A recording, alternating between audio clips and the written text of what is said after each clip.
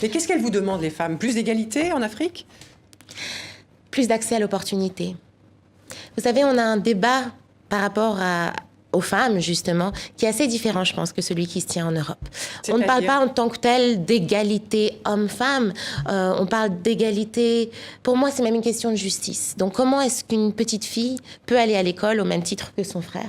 Comment est-ce qu'une femme peut aussi avoir accès à un crédit ou avoir droit à la terre autant que son frère ou son mari pour qu'elle puisse s'en servir de façon productive? Pour moi, c'est ça, c'est donner aux femmes le choix. Donner aux femmes l'accès au choix et à l'opportunité dans leur vie. Alors, et donc, c'est pas forcément un combat.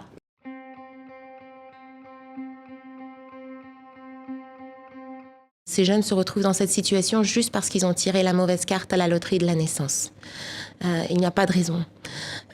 Et on vit dans un monde qui, en effet, a des frontières et qui a des règles. Et donc, en fonction de quel côté vous êtes né, votre destin est un petit peu joué. Donc, de ce côté-là, du point de vue justice sociale, c'est assez difficile à digérer.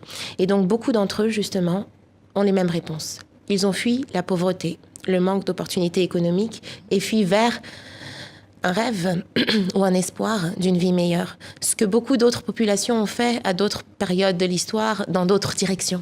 On est dans un monde connecté, interdépendant, avec la technologie, avec les moyens de transport. On est tous au courant de ce qui se passe. Même les jeunes à Agadez savent ce qui peut se passer ailleurs dans le monde. Et donc ça crée une injustice. Au niveau des pays, cette inégalité qu'on voit même dans un pays comme la France ou à l'échelle globale, crée une envie, un grondement social.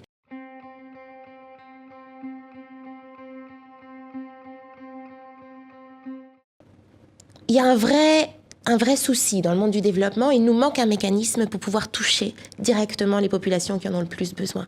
On parle des entrepreneurs, que ce soit les jeunes ou les femmes. Parfois, enfin la majorité du temps, les prêts dont ils ont besoin sont vraiment minimes et ne sont pas forcément des montants qui sont séduisants pour des banques commerciales. Donc on a besoin de repenser le système financier. On a besoin d'innovation.